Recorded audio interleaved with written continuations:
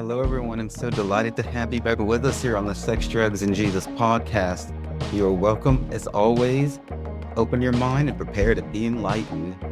This episode gives us a behind-the-scenes look into the world of atmosphere modeling. On the surface, this could look like prostitution, but my guest, Amy Taylor, is here to let us all know that this world has nothing to do with sex work. The themes hit on during this episode remind us of why we should never judge anyone, what we don't know, or a lifestyle we have never lived. Amy has been featured on the cover of Playboy, Glamour, FHM, and Maxim magazines, and there's a shitload more of those, which you can find over at her website, amytaylor.com. Have you had any judgment from family members or friends that you might care to discuss? Every day. Well, first of all, I get 1,000 people in my email and DMs every single day saying I should burn in hell. I've been broke. Not being able to buy groceries took away all dignity. You can't choose what job you want. You can't choose where to live. You can't choose who to love if you can't fucking buy food. And after Berkeley, when I got my first job, I could not survive. Please enjoy the show. Hello, all of my delicious, beautiful, and sexy, marvelous, fantastic souls out there, and welcome back to the Sex, Drugs, and Jesus podcast. My name is Devanin Serafino, and I am your hostess here. And I have this bad bitch right here, Amy Taylor, joining me today. And isn't she sexy, y'all? Look at this beautiful energy, this beautiful face, the brightness. Girl, how you feeling today? And she's coming to us from New York, from my current hometown. Nothing like Gotham. Nice to be here. How are you? Marvelous. Yeah, Gotham City, New York City. I can't wait to meet the bat. Feel like fun. But no, it's breathlessly exciting. I mean, there's nothing like it. It's insane. It's like a fever dream that someone had about American greed and ambition and talent. And it's an absurd thing that I sort of sometimes can't believe is real, is New York City. There's a magic there, and I'm going to do a show about the magic of New York City because I have some theories that I've been praying and meditating over about the magic of New York City, the original indigenous grounds. Some people say maybe an energy vortex because everything flows so well there. People are so happy. I was like, why? I agree with you. It's kind of unbelievable, but it works. Even the dogs are happier the way they prance down the street. Even the dogs have an extra bounce in that ass. And I'm all like, we get bigger. New Yorkers, they are totally nice. I lived in LA for almost a quarter century, 23 years. And I think New Yorkers are nicer. They're just busy. They're just fast because, everyone's doing a lot because you have to, because it's expensive. But they're not mean. And they'll sort of tell you, get it together while they're helping you. And yes, the indigenous people, Broadway, the very long street Broadway, it was a native trail, and it actually goes another 100 miles up north of Manhattan. It keeps going. It was the original trail of, I think, the Lenape, for which the word Manhattan, the name of the island, comes from, where we got lacrosse, where they were the first people here. Wasn't so great how we treated them when the Dutch got here. We all know that. But their legacy of finding this slightly sheltered island and making it a thing is still very much here. The Native American Museum is not too far from me. It's free, and it's a spectacular visit in the old customs building. And yeah, their vibes are still here very much. So I think that those people have some strong magics, and I think that those magics still contribute to the energy and spark of New York today. But I'm going to do some thorough research and do a show just on that. Just how much I love magic and I love New York, and so we shall see. So let me read this brief little intro here. So Amy Taylor is one of the most exclusive and unique models based in the United States. Amy has been featured on the cover of Playboy, Glamour, FHM, and Maxim magazines, and there's a shitload more of those, which you can find over at her website, amytaylor.com/private model, or just amytaylor.com She's on X, Amy Taylor NYC, IG, Amy Taylor NYC, YouTube, Amy Taylor NYC. Don't y'all love the consistency there, my people? Amy's a podcast host as well. All of this is accessible through her website. So when I say that she is a model, let me read to you her rates, which for up to 3 hours, $3,000 minimum. 6 hours, 4,000. A half a day, 6,000. 1 day, 8 grand. Each additional or partial day, 3,000. So I wanted to have Amy on the show to talk about the world of being a model, to dispel some myths, talk about what it is, what it ain't. Because I know for me, the first thing I thought, oh, prostitution. Must be some sort of sex involved or whatever the case may be. But Amy, tell us about this because that's really not the case, is it? No, it cannot be because that's illegal. I have friends, though, that have fallen in love with agents, photographers, clients. I mean, people meet where they meet, so I'm sure it happens. It happens in banking and teaching and personal training and every other world, too. Sex happens where people happen. But no, that is not offered, nor is it contracted. And that's not only because of the law in almost all of America, but because I think most sane people don't want that. And those who do are kind of in a unhealed way. We can talk more about that. But when and if I've been asked for that or it's been expected, I've always left, and I would, refunding accordingly if necessary. And that has happened for sure, where people thought being an atmosphere model included that. It's a bit vulgar, but I understand that. I mean, I'm not going to name names, but I've had photographers who expected sex. And look, some people do sleep with them, become their muse, and it really can launch a career. You know, Derek was, they used to be called a Svengali, which sometimes a young ingenue had somebody who was either a director or producer or a wealthy benefactor who really took a liking to them. Yes, there was almost always sex, and it helped their career. Now, was the other person trading sex for benefit? I don't know. Maybe. Did they love each other? Maybe. These things are complicated. But straight contracting, getting online or elsewhere, where I am or elsewhere, and just saying, like, here's some cash, can I have your holes? It's a bit reductionist. I try not to judge people who like that. I understand that some people are more sexually comfortable where there is less connection. They like the anonymity, and the lack of bonding is the kink. Now, I don't happen to be into that, but I understand that some people feel safer that way, like the bathhouse, the glory hole thing. Oh, They Lord. want to not be close. And again, not really the space I live in. I like to fuck people that I'm fond of. My body responds better, and I think most of us are hardwired for connection. However, as we were chatting about earlier, connection can lead to sadness and breakups and all kinds of other things that can be very painful too. So no judgment about prostitution. I am very openly pro sex worker rights. I've done quite a bit of work in that space. I will continue to. Sex work is not a monolith. I know many sex workers, many models are, many non-models are. I think America should do better by them. I think, of course, it should be completely legitimized as an industry. It's always been here. It's never going anywhere. We can do a lot better by these people that are in it, and there's a lot of them. However, my personal experience is that I don't want somebody to demand sex in return for the money they pay me for modeling, without judgment of those who prefer life that way. Thank you for that beautiful breakdown. So tell people what it is that you do for these rates, which as I understand that are not even like the highest in the industry. What is it that you're doing? So if you're not having sex, what are they paying you for?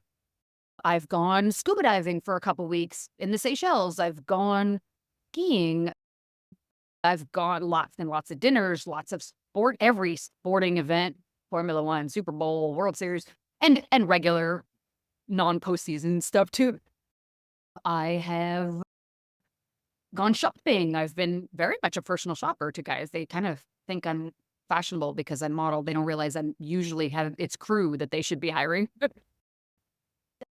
You name it, I'm an atmosphere model. I also have formally shot. My time is my time. I've been on set, more traditional, stills, video. I've done broadcasting work for which I've been paid.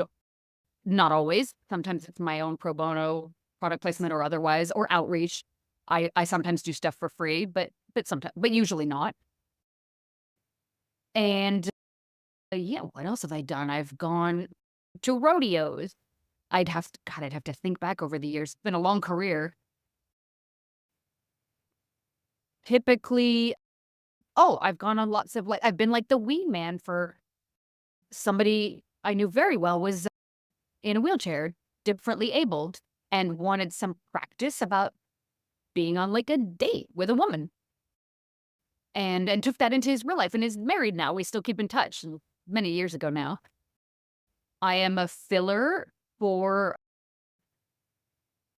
a presence for sometimes people who are in an unhappy marriage or divorce. Those people, they often try to angle for sex that can become drama. But again, if I met one I liked enough, I might sleep with them, but not because they're paying me. It would be because I want to. And that matters, right? That makes all the difference. No one has ever forced me, as we just spoke about, no judgment, but I fuck who I want, when I want, why I want, not because of not because of anything they've given me. And people have given me a lot more than my rates. When you are the person who, shows up at the charity event and is on the arm of somebody who is hiring the model to be there, often there's clothing and jewelry and purses and bags, because they want you to look like you match, right? So that's pretty common. The rates are just the beginning. And that said, the reason we are paid a little bit more, and again, to your point, I am not the highest paid at all, is because, first of all, the state and the feds have been getting half of it for 22 years. So that's my gross, not my net. Secondly, I have a very short runway. Typically, you are not paid past a certain age. That is changing for the better, but it's still the way it is. So I don't have the, 65-year career lifespan of like a professor. So it does much like an athlete or an editorial model or anybody whose career lifespan is shorter. It has to pay higher because you have less time, and otherwise nobody good would do it, right? If it pays less, and all that it involves, the internet stalkers. I've been attacked by pimps who wanted to sell me for sex. I had to put one in prison a long time ago. It's a whole vibe. That sucked. But all that comes with doing this, if it doesn't pay decently, and I'm not rich. I live in a 1-bedroom apartment. I make less than a doctor. But I do serve wealthy people, and if it did not pay decently, no one would do this. It's already hard and already probably not a good deal long term, but it's how I chose to build my life. And yeah, the rates, there's also overhead. I run a website. I pay lawyers and CPAs and webmasters and graphic designers and things. I mean, it cost me 6 figures a year to run my business. So it's not like those rates are just going straight into my pocket at all. And you hear that people, she's paying taxes, because, which is completely different than like from the people I've spoken with in the sex work industry. So I'm happy, and I don't really give a shit. I mean, people do what you do with your money, but there's a division in between the sex work industry and atmosphere model, providing that space, holding that just giving that service, the time and everything. When you were talking about like doing pro bono work, I took notes on that because I think that that's important. When I was a model back in the day down in Houston, Texas, you know, the agency would groom us, and teach me about the importance of not getting in your ego and thinking every damn thing you do, you have to be paid for, especially when you're trying to make a name for yourself. So pro bono work is part and parcel to being a good model, because you got to get your name out there as a good karma. You build your resume, and it's a very balanced way, because to stay in a mindset where you're not money driven, we have to be service driven, and that's important. And I see that in you, and I appreciate that. Nothing good comes of being selfish. Now, if somebody's walking all over you and taking, that's a bad client or a bad agent or a bad lover, a bad family member. Yeah, you kind of have to work out the algorithm of your head of is this fair? Now, I look for the win-wins, right? Like, And I've been fortunate to find a few of them and been able to cobble together my survival and pay my rent and not be homeless. But yeah, nothing good. Being selfish is, and we tend to be maybe a little selfish when we're young. We want gimme, we want the world, and that's normal. Ego drives us to build a life out of our childhood into our adulthood. It's very normal to be ambitious and maybe a little selfish. But being overly self-interested leads to bad business, it leads to bad sex, it leads to bad relationships. You have to come from a place of service.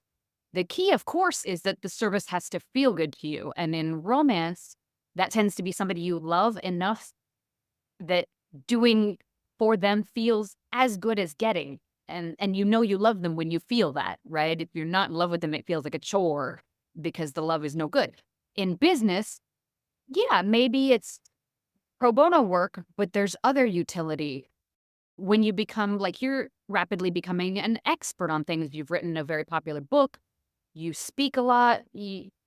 Some of it is about outreach that establishes you as an expert. It's not always about getting paid for every hour on the clock, so to speak. But yes, we all need money.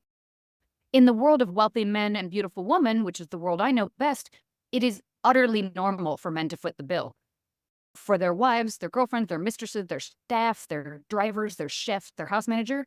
They would never dream of asking the person to open their wallet because the difference is so great. So they don't see it as tacky to be like, go to my shopper and you buy the wardrobe for the weekend that I'm hiring you.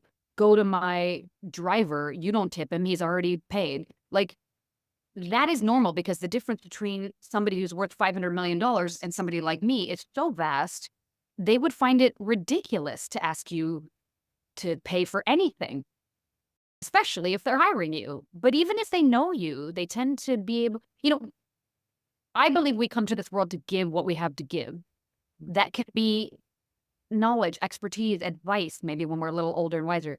That can be a breath of fresh air and fun and entertainment when we're younger and kind of like a puppy, right? It can be finances if you're the one who has them and you take care of your crew because you're the one that maybe got super successful and your family didn't.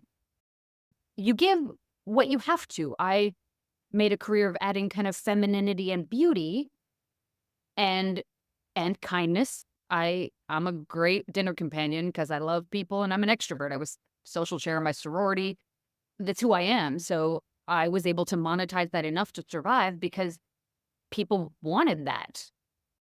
I literally create atmosphere.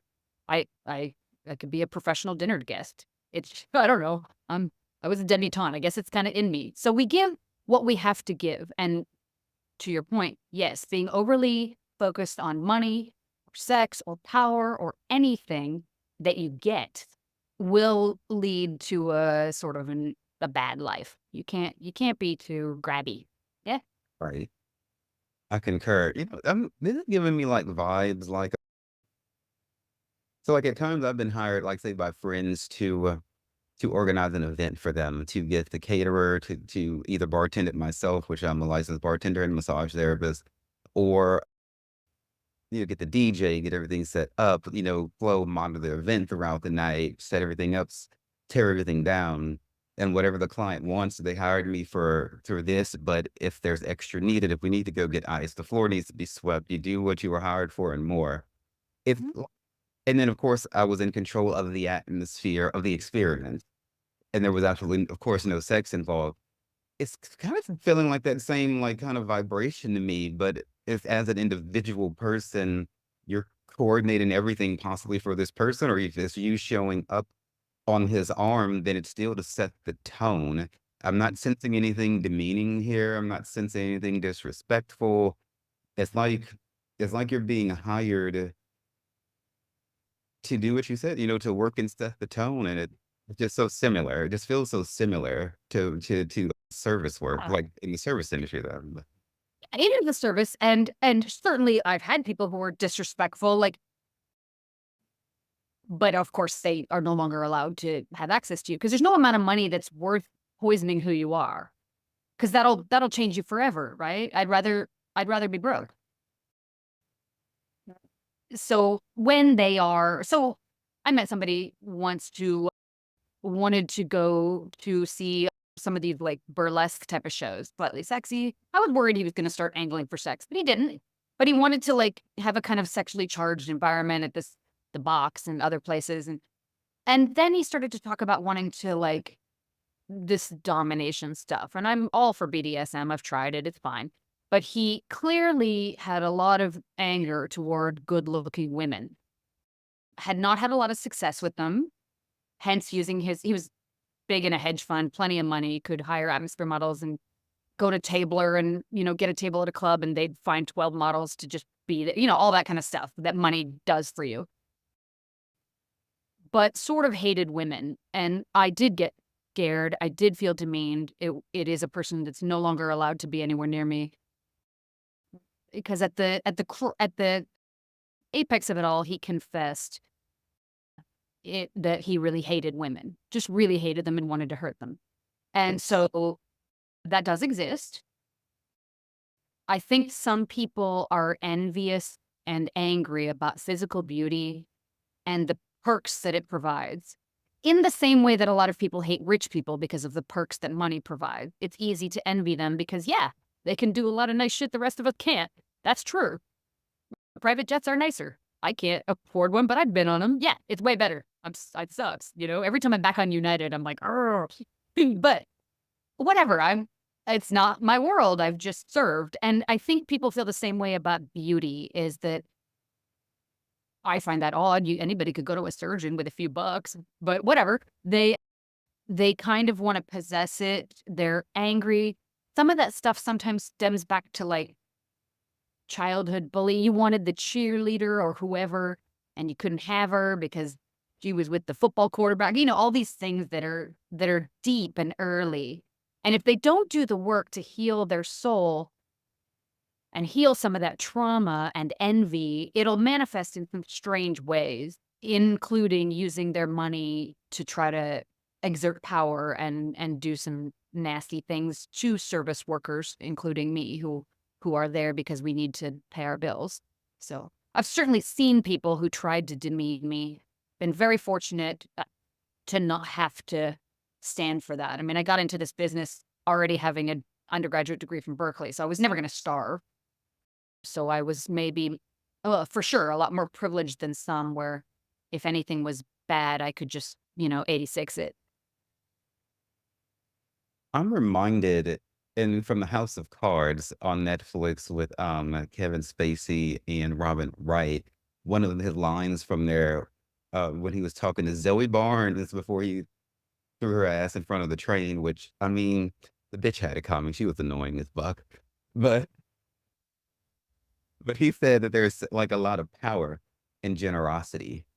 And I had never heard that before. And I'm always, when I watch a movie or a show, I'm always listening to see what God is trying to teach me. It's entertaining and all that, but if I can yank a life lesson from it and grow as an individual, why not? So there's a lot of power in generosity. So when it comes to gift giving, so if a man wanted to buy me anything, I would ask him for him to explain to me his understanding of the energetic exchange in between the giftee and the giver and the receiver, because it's not just about letting people give you shit. In voodoo and witchcraft cultures, people who are trying to curse individuals will give them gifts that are cursed, be they jewelry, clothing, different things. So if somebody is too quick to just be like, oh, take, take, take, take, take, they may not realize what's being done to them, because some people, unfortunately, who are unhealed, as you say, think it's all about getting things from people. And when really it must be like an energetic balance to all things. And what I'm hearing you say is that you have, and I'd like you to speak to, like any kind of meditation or spiritual practices you might have to help you stay energetically balanced, energetic boundaries, because surely there's not as much of an energy exchange as you're not sleeping with them, but there's still a dynamic at play. So do you have any practices? How do you keep your head clear? So I ended up dating one of my clients, and we did sleep together. We dated for years. I don't know if I'd do that again. It ended sadly and badly, but he's fine. I truly wish the best for him. It took me some time to get to that, but and I'm the one who left.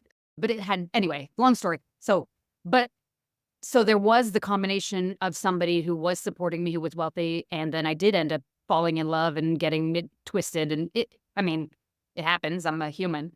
That said, yeah, so you're right. The gift giving, I've had countless guys want to march me through Chanel or a store. And literally, I remember one saying, it's because you're pretty to dress up like a doll. I was like, ew. But also, I need clothes. I was much younger. And those interactions are for sure like a cursed gift. They are reducing you. I think some of them are chasing their own youth. One guy once told me, he said, when I'm out to dinner with a beautiful woman half my age, I feel younger. Of course, me and my big mouth, I said, well, you shouldn't look in a mirror because you don't look any younger. You look like Voldemort sucking the life out of Harry Potter. But not a nice thing to say. I joke. I did not say any of that out loud, but in my head. But I think sometimes men see themselves in the reflection of their woman. I'm talking about straight men because it's the world I know. This is true of any lesbians, gay people, whatever. People see themselves in the reflection of their partner. So some people are chasing youth. I have known a lot of male clients who kind of lost their youth to like working really hard. They didn't get to have fun and be young. They didn't get to do the prodigal son return like you and me after having all the fun. Which is a chapter you need, that prodigal son, because that's where you get wise, only by having done it and seen it. Some of them never did, so they're doing it now at like 65, and it's super weird. But it's because at 20, they were building an empire, because maybe their parents forced them to, or whatever, you know? So a lot of them chase youth because they never got to like be young and be wild and crazy. I've seen that a lot. And the reason they want to date young people is because they want a second chance at the youth that they didn't get to have. I'm not excusing creep behavior. And so yes, I deeply feel different after each person that hires me. I wish I didn't, but I don't numb my feelings through alcohol or drugs. A lot of people in my line of work do. I'm trying not to look any older and uglier, so I don't do that stuff. You know, hard to keep good skincare if you're partying all night. So I do deeply feel, and I've left one of my favorite old friends. He was a billionaire, self-made. Every time I left, I felt that so good about the world. And this is the way he made everyone feel. This guy was loved by everyone. And he was flawed. He was a human, but nobody wanted to hurt him because he was a good dude. And the whole world knew it.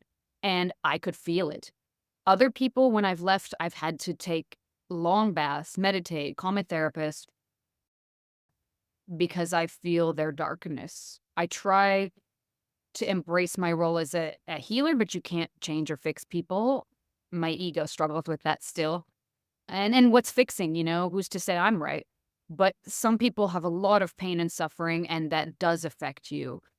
I do a lot of yoga. I have a therapist. I'm a big fan of an Epsom salt bath. Particularly religious. My father was born Jewish, but went to Catholic school as a refugee. My mother is Episcopal, but very secular. So religion is not really a part of my life. We weren't raised anything. I went to a Presbyterian preschool and then nothing. I've been to lots of churches, temples, and mosques as a tourist, but I don't belong to any or ascribe to any religion. Maybe I should. Maybe I will.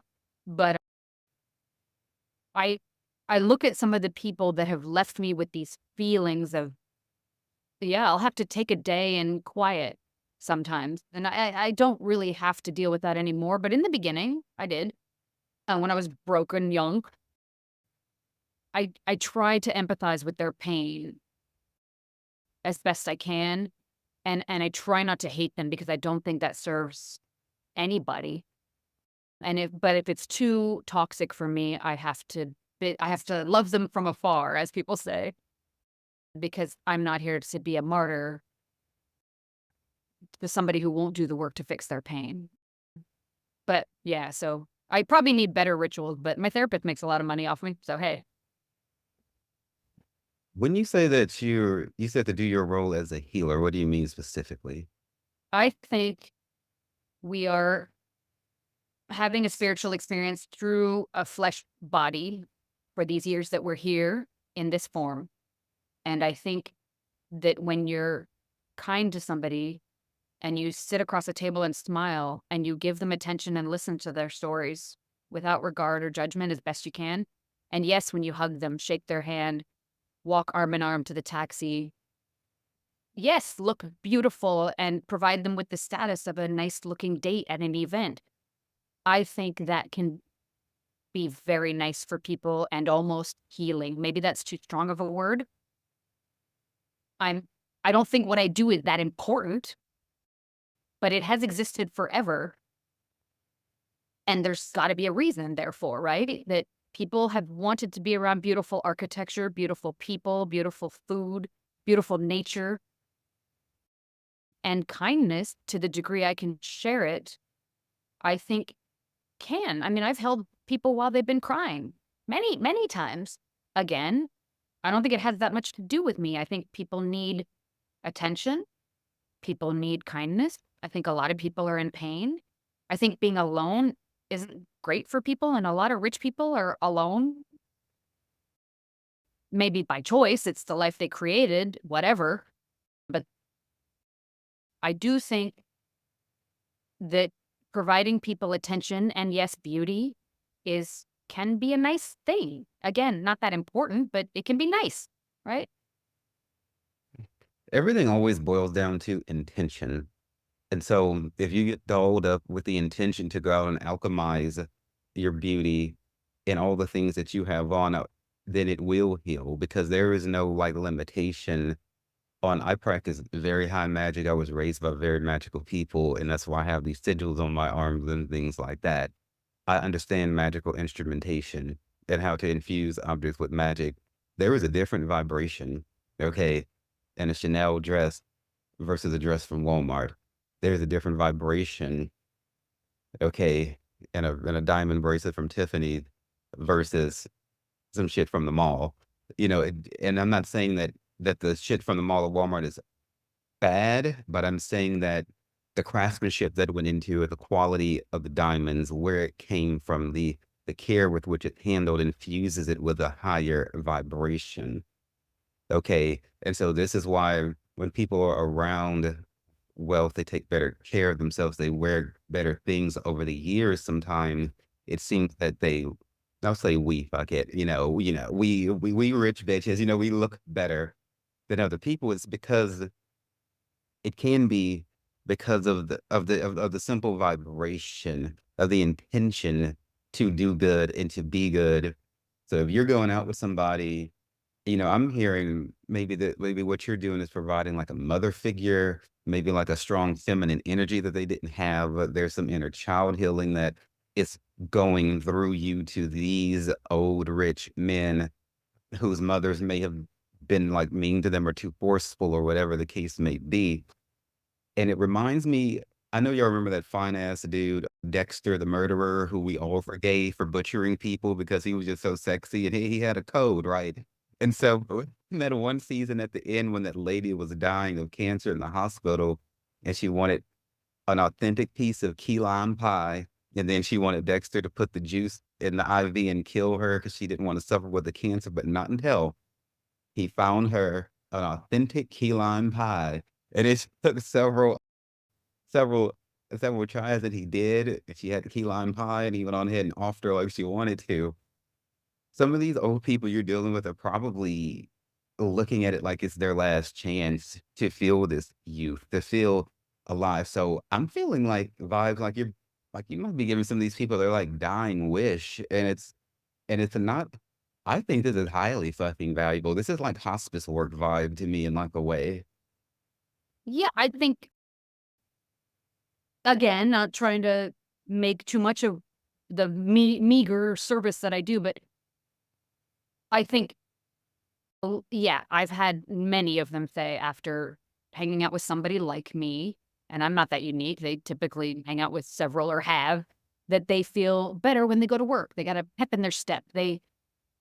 And we learn from each other. I've learned so much about success from them. And where would I meet people like that? Where would a middle-class kid from Pennsylvania and then Northern California meet people, tycoons, titans of industry?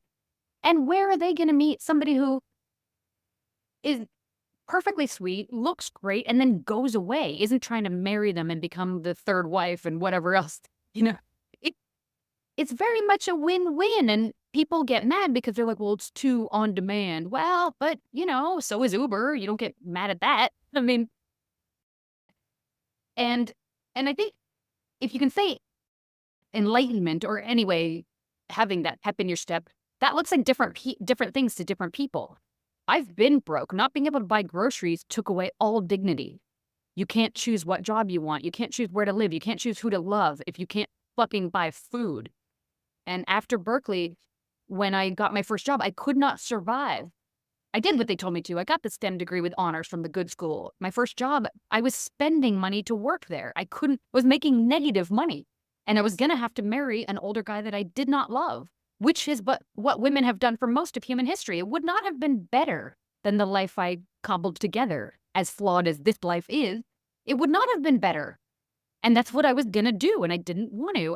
And so Arrival to me looked like more freedom, more autonomy, being able to go to grad school, fly planes, shoot guns, all the things I've been able to do because I didn't have to go into a Loveridge marriage to buy groceries.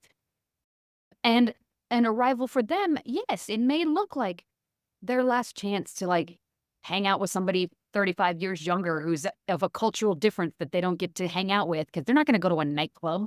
They're too famous. They're too old. They can't hear.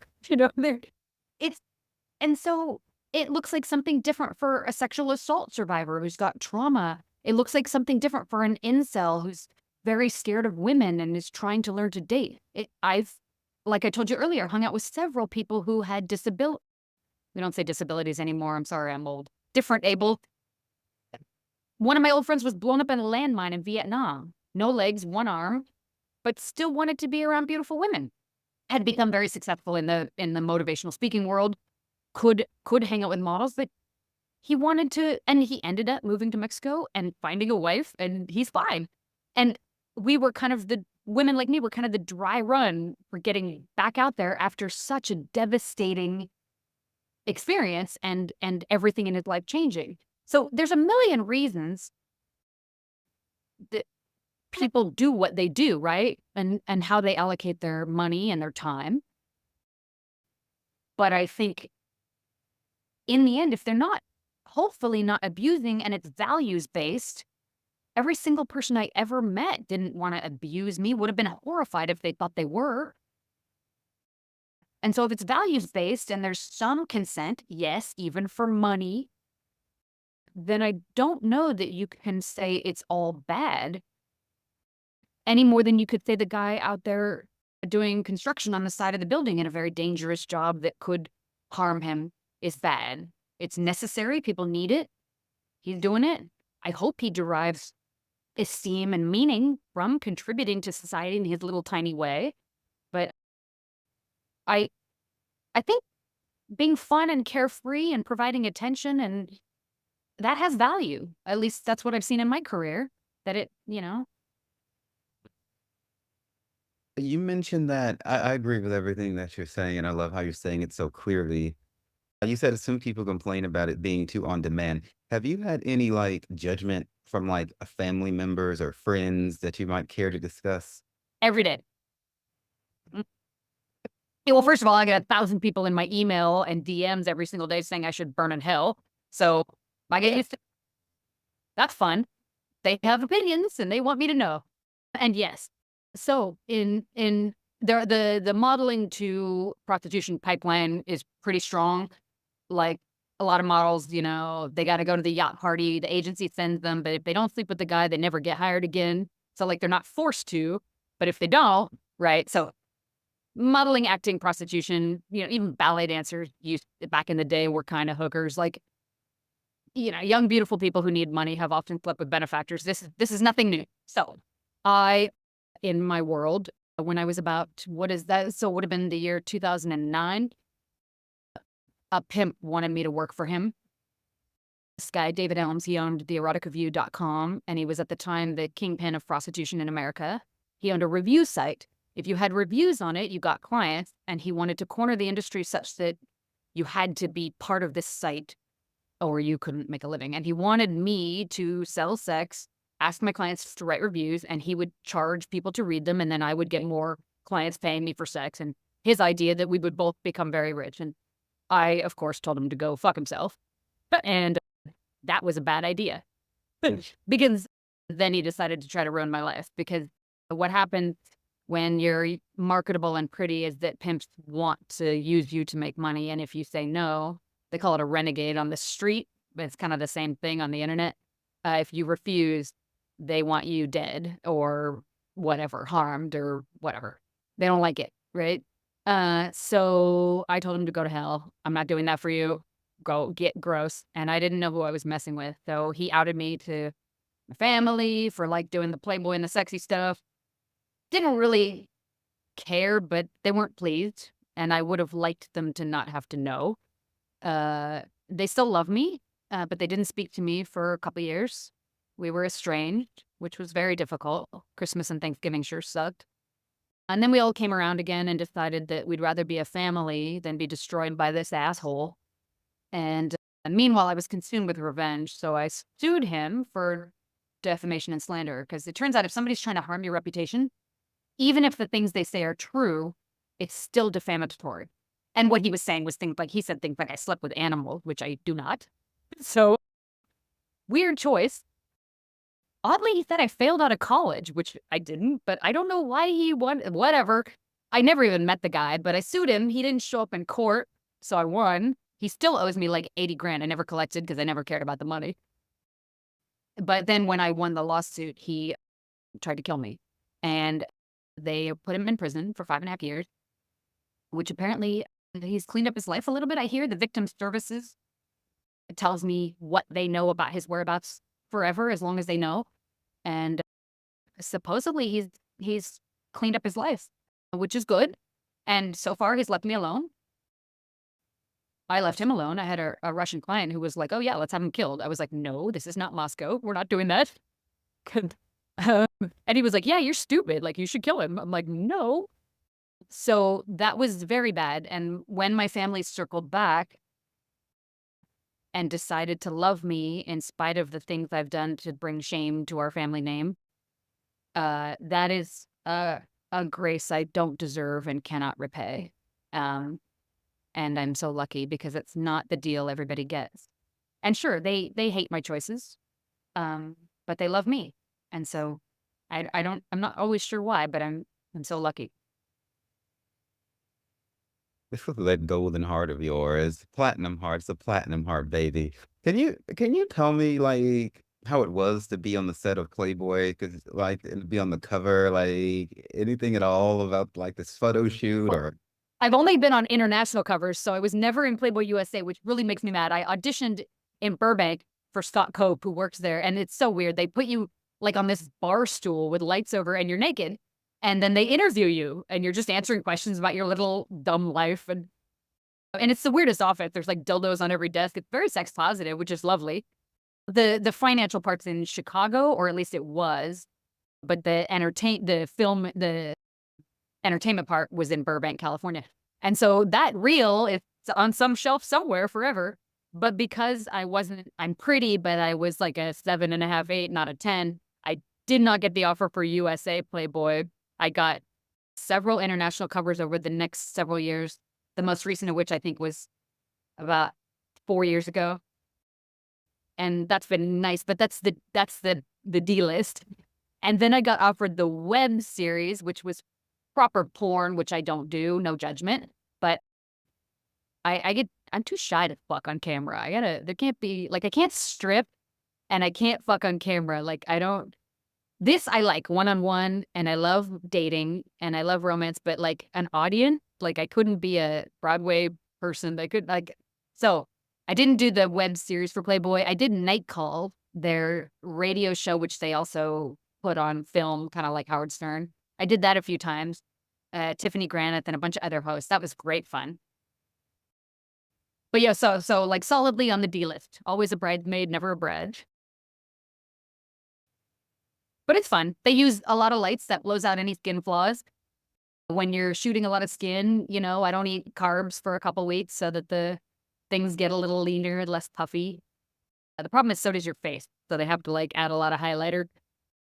And then it's all hair extensions and lashes and tons of, the best makeup artist I ever had was a Dallas drag queen who had made his living doing makeup in the back room of a strip club. The girls would tip him out between customers, and he would do their makeup. And they looked so much better because he was so good at contouring and highlighting in the dark light of a strip club that they made like 10 times more. And therefore, he made a living. Super nice guy. And but you get who you get. It's up to them who they hire. And you shoot all over, like in studio a lot. The best photos I ever took, we did in Death Valley, California, because desert light, that's why Hollywood went there, like, whatever, 150 years ago. That desert light there's low humidity, it's bright. You get great. That's why people do their, like, engagement photos in, like, Joshua Tree and, Palm Springs. Like, everybody's 10 times hotter in the desert. Oh, fuck yeah. When I was in the Air Force, what you can appreciate being with your own pilot training and everything. She and I are not just pretty faces, y'all. We know a thing or two. She can fly the planes. I can swing a wrench and fix those some bitches. We fly because of AMPs, not because, 99% of accidents are pilot error. The planes fly in spite of us, not because of us. But the AMPs, I mean, they are keeping people alive every day at every airport. It's spectacular. The Six Sigma of how safe they've made it. It's unbelievable. Tell people what AMP is. Oh, sorry, airplane mechanic professional. Sorry. The people who make the planes work. Like, Yeah. and it's like the safest thing we do. It's like, I don't even know, 1,000-fold safer than driving by the numbers. And it wasn't 100 years ago. The U.S. Postal Service pilot, young men your age, it was a legit, like, death sentence. Your family got hooked up. Like, they paid because you were probably going to die delivering the mail. And now, 100 years later, you can be anywhere in the world in a day. These machines that, you went to the Harvard of Aviation, Embry-Riddle. Good job. It's the best school, folks. It's the Harvard. And I did not get in. I just got a license after college, so I didn't get in there, which, whatever. I'm jealous. But, like, unimaginable speed, unimaginable temperatures. And then this thing scoots up to the gate like a swan, and you get off and you're in Dubai. I mean, it's a damn miracle. Like, what a time to be alive, right? I mean, anybody who doesn't think flying is, like, straight from science fiction. I mean, every time we rotate, I'm like, no way. I can't believe this works, right? Physics. Right, because it's not that old. Because when I was in the Air Force in Arizona and Tucson in the desert, glowing with that desert bronzer, natural bronzer radiating off the rocks, we did a celebration around the year 2001, and the theme of it was a party that I was in charge of coordinating. It was called 100 Years of Flight Leaders Soar Tonight. Myself and a captain in the United States Air Force threw this party together. It had something to do with like 100 years since the Wright brothers or since the Air Force first started flying or something like that. But as old as this Earth is, flight ain't even 200 years old. They even 150. I'm being super conservative with that. Maybe like 130-ish. It's like it's new as fuck. So yeah, it is a miracle, though. I mean, humans are insane, right? In very good and very bad ways. But When you were talking about the drag queen, this is the last question I'm going to ask you, and then we'll get over into the dad jokes, and then I'll get whatever advice that you have for the peoples. The drag queen who was doing the makeup, beating those faces for the gods, and pulling that coin in the process, living out, I'm gonna say her artistry, and just like, following her passion. That passion led to the coin. In our pre-talk, when we were texting each other, you were saying like, be valuable, get paid. That's like the mindset, with what you do. I see that with the drag queen, with hustlers, with people from that cartoon Robots, I think it was, with Mr. Bigwell. I think he said, "Find a need, fill a need." Can you speak to people about being valuable, using that to get paid, and if somebody wants to get started in your industry, what do they need to know? I mean, first off, they don't because it's too hard. So, but if you are hell-bent, they always ask, what if your niece wanted to do this? My first question would be, please don't. Secondly, if you are hell-bent on it, I will do what I can to keep you safe and alive. I will not participate in your career. I want nothing to do with it, but I want people to be safer and alive. So you can DM me. I'm here as much as I can be.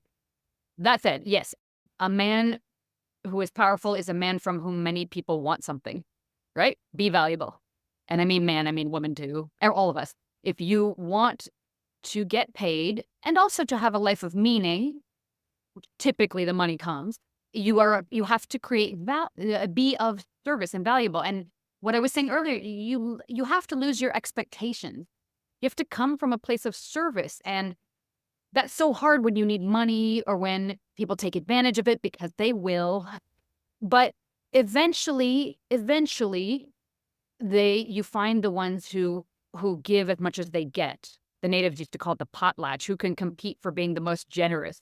And there are those people that when you are of value to them, they will ensure that you benefit financially and otherwise. Connections can be worth far more than money in the long game. All that.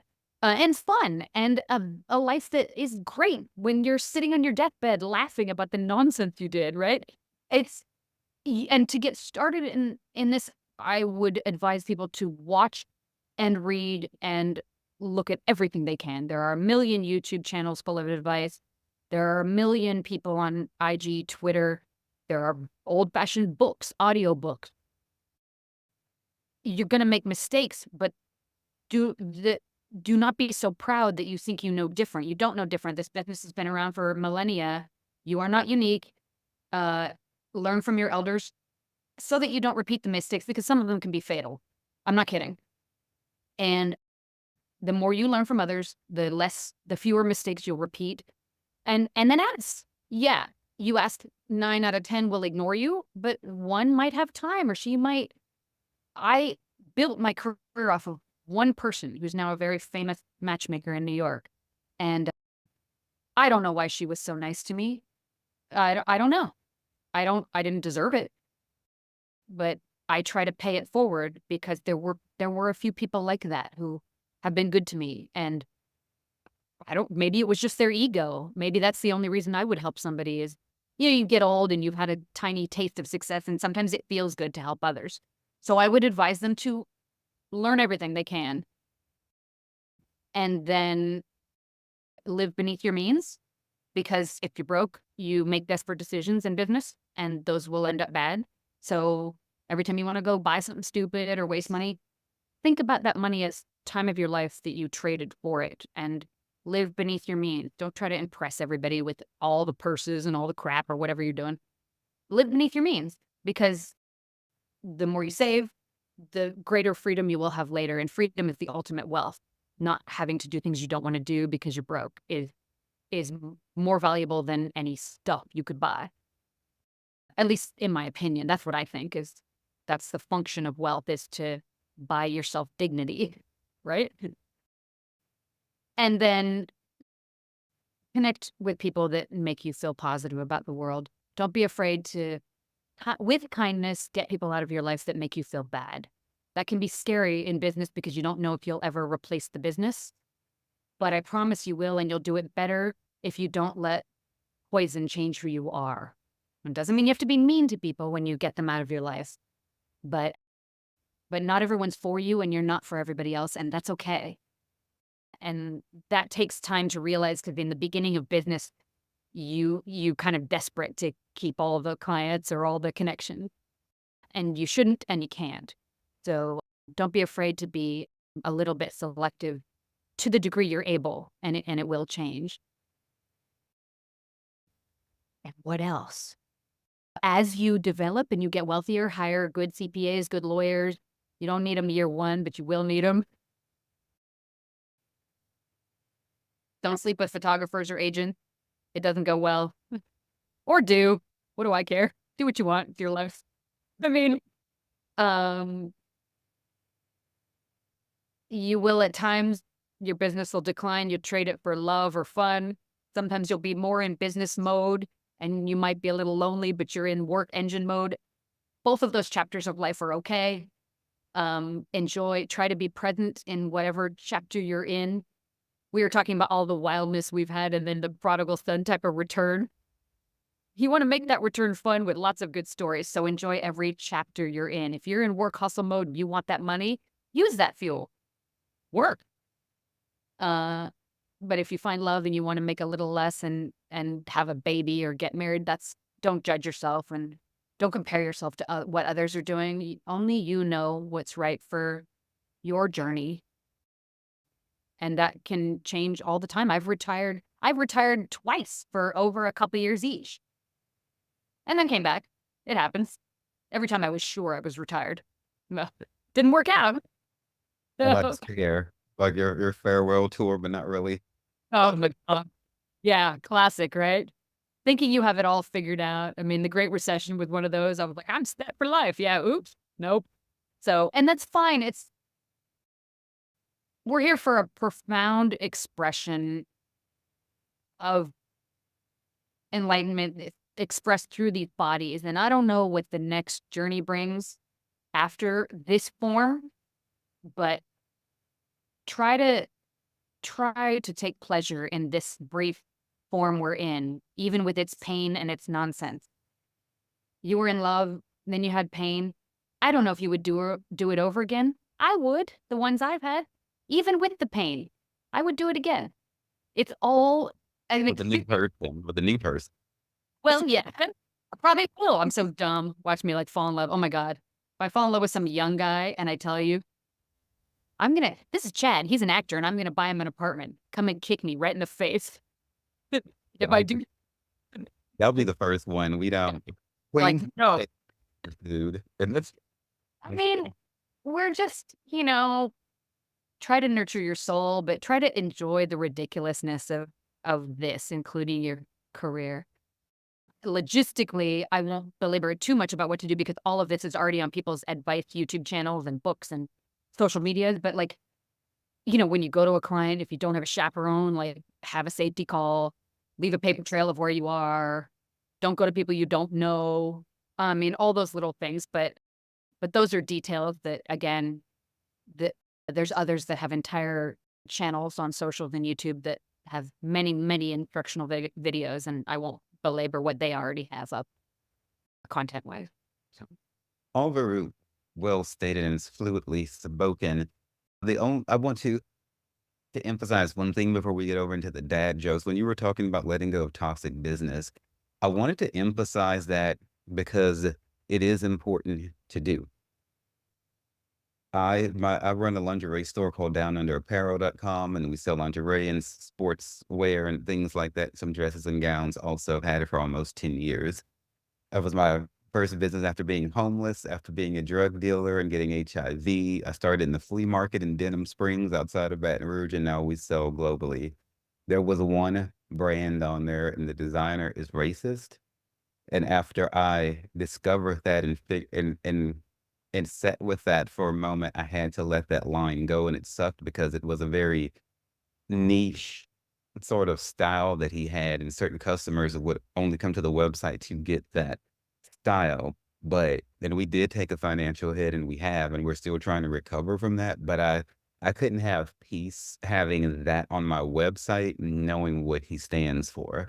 A shaman that I know in Mexico had to let a client go because she's a female and this guy is like a bigot and he hates women. And so even though he was a constant stream of income, she made the decision after sitting with it and in the spirit and meditation and whatever, we were both like, we have to let these streams of income go. It's not worth the energetic toxicity that's going to cost us much more in the future. We hang on to it. We will trust the spirit and the divine to bring us this money or more money another way and honor us trying to honor what's right and the sanctity of purity, even in business. And we let those toxic streams of income go, because what Lucifer will do is infuse poison into your life through these toxic streams of income only to make you suffer for it later. And then you're going to spend up all you made in one form or another. So it's not worth it. it's funny when people are uncomfortable with the way they earn a living, they will find a way to get rid of that money. It'll just slip because they don't want it, because they know they're not healed with the way they're earning it. That is completely true. And by the way, about your beautiful down under, I want to post a bunch of stuff too for my people in my industry. They got to see some of it. And I know I'm a little older, but it does look good. So you just keep hustling, keep building, you replace it. And Oh, even if yeah. if for some reason you never did, which you will, you can't, I think finding a balance between the physical pleasures, money, food, sex, and those are fun. We're here having a physical experience for a while. But finding a balance between those and spiritual growth can be a challenge, right? Life is expensive. We get horny. We get hungry. It's great to explore different altered states of consciousness, but you can't do that all day, every day, right? Finding a balance has been very hard for me. I continue to try. I think that's fairly normal. The earthly needs and pleasures versus the higher, right? Amen, amen. We're preaching today. So, these dad jokes are coming from fatherly.com. There will be 3 of them. Do your best. And let's see. The first one is, how do moths swim? How do you want? Whim? Something with a light? Something. I'm so dumb. I got nothing. Using the butterfly stroke. Oh, come on. Oh, Dad. It's not good. How did I not get that? I think people, if they were on psychedelics or some weed or some shit, then these things would like flow. They're even better if I was stoned right now. Right. So, what did the duck say when it bought lipstick? Duck? Quack? All I got is quack. It doesn't relate to lipstick. I'm not even high right now, and I'm so dumb. Duck? I got nothing. Do tell. Put it on my bill. Oh, God. So nice. Nice. On my bill. That would be kind of cute. Donald Duck had that girlfriend in the cartoons. Daisy? Daisy Duck. Yeah, that sounds. Oh, You need to go back and look if her lips were painted, girl. Yeah. he had the cute little ruffled dress. Didn't she have like no underpants on? Like none of them ever wore pants. They just Porky Pigged it with like shirt and no pants all the time. You know what Disney's really about. I mean, a lot of that was kind of questionable. It is what it is. Why was the middle-aged lady, like the queen or the mom, always such a cunt who like hated her? Sorry, can I say that? Such a Well, of course. okay. Cunt's one of my Like favorite words. she always like wanted to be young and hated her daughter and like wanted to murder her. Like, can we stop with the trope of like women my age being like horrible bitches who want to be 19 again? I hated being 19. I like being old. It's cool. It's super fun. Like, anyway, rant over. Okay. Yeah, that's what we're here for. Let be cathartic. Get it out. Get it out. Look. You know what? I'm here for me some Maleficent. They can change and everything can be happy. Well, she's more complex. Yeah. And I Very, mean, very Angelina, nice. do no wrong. I know, with those pouty lips. Okay, so then the last one is, why are nails bad at racing? Wait, say again? Why are snails bad at racing? Well, they're slow. True, keep going with that. That's getting there. They have a shell. Um, oh my God, I'm the dumbest. I don't know. Because they're sluggish. Oh my God. Sluggish. They are. Oh, dad jokes. Love it. So good. So good. All right, Amy. Y'all, the website is amytaylor.com, on X, IG, and YouTube at Amy Taylor NYC. Thank you so much for being such a spectacular and bright, resilient guest today. I look forward to releasing this on YouTube and on all the podcasting networks. It was such a pleasure. Keep making beautiful lingerie and clothing, and keep loving this world in spite of itself, because it needs it. Thank you so much. Thank you all so much for joining us today and for taking some time to invest into yourself and into the lives of your loved ones.